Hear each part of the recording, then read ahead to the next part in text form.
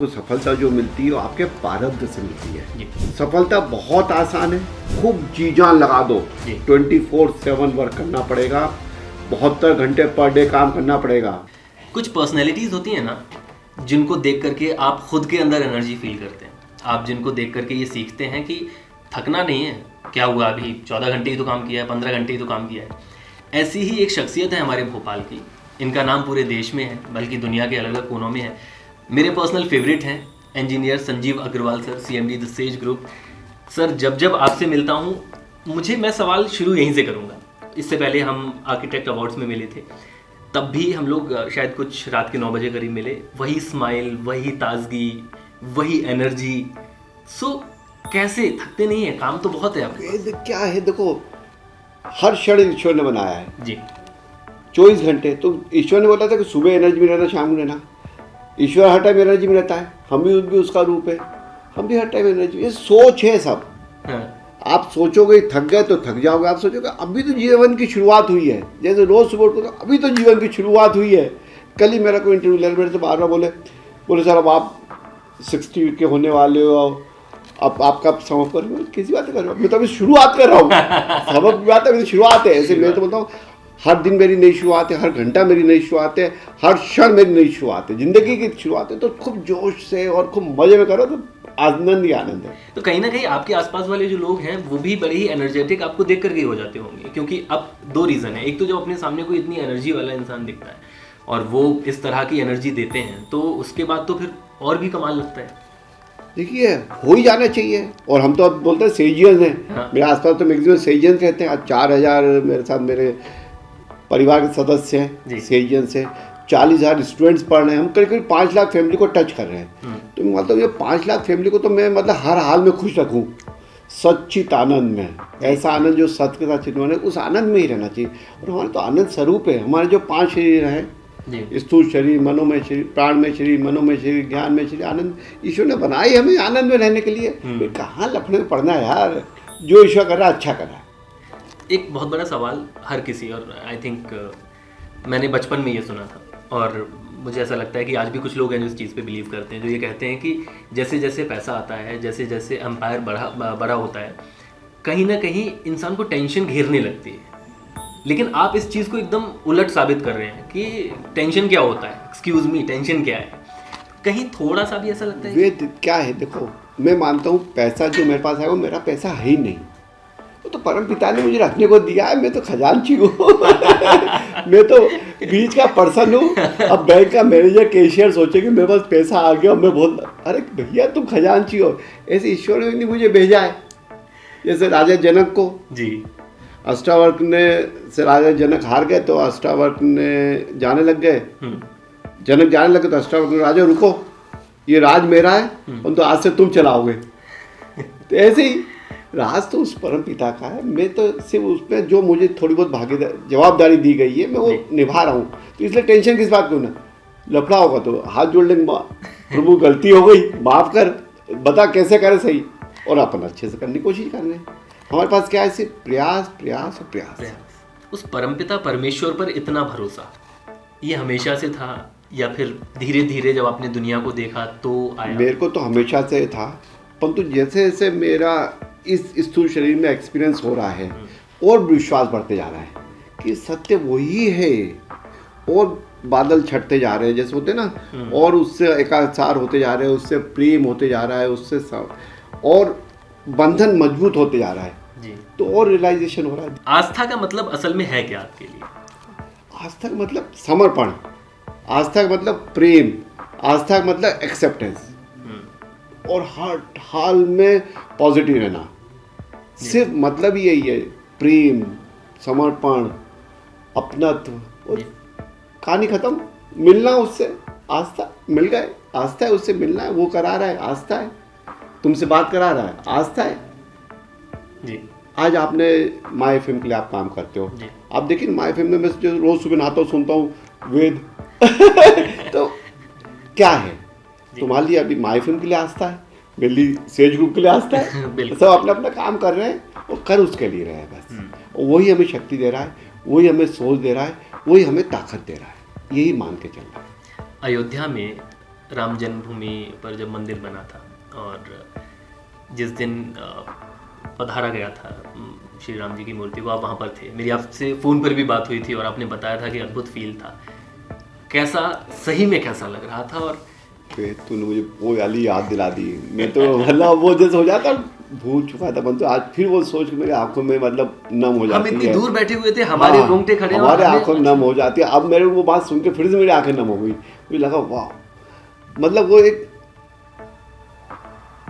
अविश्वसनीय पल था। लग रहा था कि राम यही है, मोदी जी में नहीं है, बाकी में नहीं, मेरे अंदर भी राम आ गया है। वो एहसास था, मतलब जो बोलता है ना, जैसा बच्चा माँ के, बहुत होता बच्चा माँ के पास जाना सिमट जाता है तो चुप हो जाता है, वैसे ही था वहाँ। अलग भाव था, अलग एक आनंद था, बहुत अच्छा है। इतने सारे वर्टिकल्स को साथ में मैनेज करना, उनको मैनेज करने के साथ में उनको बड़ा बनाना, और हर दिन आप पहले से बेहतर होकर के निकल रहे हैं। हर दिन आपके जो वेंचर्स हैं वो पहले से बेहतर हैं। कितनी एनर्जी लगती है इसमें, और कुछ खास। और इसके बाद मैं उस सवाल पर भी आऊँगा जो लोग I am sure as an entrepreneur आपसे सीखना चाहेंगे, बट इसमें कितनी एनर्जी लगती है? मेरे को लगता है एनर्जी लगती नहीं है। एनर्जी क्या है? करना है, भाव है, सोच है, और चलते जा रहे हैं, चलते जा रहे हैं। एनर्जी तो, अब मैं आपसे बात करूँ तो एनर्जी लग रही है, ये तो आनंद है। मैं किसी की बड़ी मीटिंग ले रहा हूँ, आनंद है। बच्चों को मैं कुछ समझाई दे रहा हूँ, आनंद है। कुछ कड़क हो गया, कुछ बहुत सारे चैलेंजेस आ जाते हैं तो क्या हुआ, वो एनर्जी का, अपना काम कर रहे हैं। एनर्जी तो वहाँ लगती है जहाँ अपने इंटरेस्ट का काम नहीं होता। यहाँ तो सब कुछ इंटरेस्ट का है, तो एनर्जी है ही नहीं। वो तो मजे है, वो तो हॉबी है, वो तो हैप्पीनेस है ही नहीं। लोग जो बिजनेस फील्ड में घुसना चाहते हैं लेकिन शायद उतनी रिसर्च नहीं की है या उतना कुछ उन्होंने देखा नहीं, सीखा नहीं, कोई भी बिजनेस फील्ड में जब आए, इस सेक्टर में जब आए, तो किन चीज़ों का उनको ध्यान रखना है और कौन सी गलतियां नहीं करनी है? देखिए साहब, मैं बोलता ना कि आपको सफलता जो मिलती है वो आपके प्रारब्ध से मिलती है जी। आपके कर्म से मिलती है। कर्म प्रारब्ध का मतलब क्या है? आपने पहले क्या करा है, आज आपने पहले क्या करा है, वो आपके प्रारब्ध और कर्म है, और उसी से आपको सफलता असफलता मिलती है। जो सफल हो गए उनके प्रारब्ध अच्छे थे। तो प्रारब्ध में एक तो होता है कि आपने उसके लिए कितनी रिसर्च करी, किन लोगों का साथ लिया, किन लोगों का आशीर्वाद था आपके ऊपर, कितना समर्पण भाव से आपने करा जी, तो आपको सफलता मिलती है। और मेरे भी बहुत सारे फ्रेंड्स के बच्चे ने स्टार्टअप्स कराए, घर में कर रहे हैं, और बहुत सारे मेरे पास, मैं भी फंडिंग कर रहा हूँ कुछ लोगों को। जो सफल हुए हैं वो इसीलिए सफल हुए हैं कि उन्होंने सफलता के लिए काम करा था, और जो असफल हुए इसलिए सफल हुए कि आपस में ही विश्वास नहीं है। 3 पार्टनर है, 4 पार्टनर, आपस में ही विश्वास नहीं है। सब अपने आप को तुरम खा समझते हैं, अरे ये क्या, ये तो टेक्निकल आदमी, मैं फाइनेंस वाला हूँ। किसी को आगे समर्पण नहीं करते। गुरु बनाना पड़ते हैं, अपने एडवाइस लेनी पड़ती है, जाके हाथ जोड़ने पड़ते हैं, सर शरण में लो, बताओ आप, नहीं अपने ईगो में रह जाते हैं तो खत्म हो जाते हैं।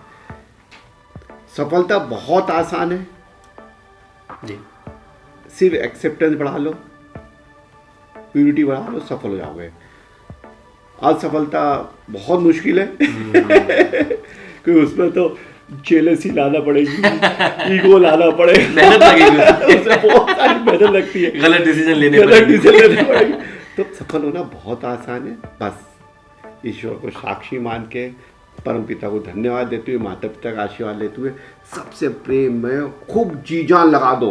24/7 वर्क करना पड़ेगा, 72 घंटे पर डे काम करना पड़ेगा। आप बोले 72 घंटे से 24 घंटे होते हैं 24 घंटे तो कॉन्शियस माइंड से, 24 घंटे सब कॉन्शियस और 24 घंटे सुपर कॉन्शियस से।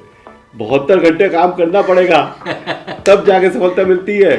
सपने में भी हमने काम करना है, तब जाके सफलता मिलती है। डेडिकेशन दे दो, we must get the success. Great sir, thank you so much. हमेशा आपसे बात करके बहुत अच्छा लगता है। सेज के द्वारा जो इन्फ्लुएंसर्स अवार्ड आज ऑर्गेनाइज किए जा रहे हैं, एक तो इसके पीछे का थॉट क्या था, दूसरा ओवर द टाइम हमने जब बदलते हुए पूरे परिदृश्य को हम देख रहे हैं तो इन्फ्लुएंसर्स सोसाइटी के लिए कितने ज़रूरी हो गए? देखिए साहब, इन्फ्लुएंसर्स मतलब मेरा मानना है, जैसे पहले, बहुत पहले, आज से जब पेपर नहीं था तो लोग बाग डंडोरी पीट के बतलते थे ये हो रहा है, राजा साहब आ रहे हैं, आपसे कल ये लगान वसूली जाएगा। फिर मीडिया आया, फिर टीवी आया, अब डिजिटल मार्केट है जी। तो इसमें जो इन्फ्लुएंसर्स उनका बहुत बड़ा रोल है। इसीलिए मैंने बोला हमें इन्फ्लुएंसर को थोड़ा समझाना पड़ेगा, उनके अंदर पॉजिटिविटी लानी पड़ेगी, उनको भी सेजियन स्टाइल में वर्क करना, भले हमसे कनेक्टेड नहीं है परंतु कहीं ना कहीं हमारी भी समाज के लिए जवाबदारी है। तो मैंने उनको मिलाया, 400 इन्फ्लुएंसर्स आए मेरे सेज यूनिवर्सिटी के कैंपस में, उनसे मैं भी बात करूँगा, एक एक को झंझोड़ने की कोशिश करूँगा। जागे को अपना ईमान जगाना है, अच्छा करना है, सही को सही कहना है, गलत को गलत कहना है, हिम्मत जुटानी है और करके दिखाएंगे हम। उनको भी 72 घंटे कहीं ना कहीं करना ही पड़ेगा। बहुत ही बड़ी learning. Thank you so much sir, हमेशा की तरह आपसे बात करके बहुत मज़ा आया। समय ऐसा लग रहा है कि और मेरे पास 2-3 घंटे होते, बट इसी तरह से आप दूसरों को इंस्पायर करते रहें और इसी तरह से, क्योंकि आप वो काम कर रहे हैं, लोगों को जॉब्स क्रिएशन का काम कर रहे हैं। Thank you so much. Thank you.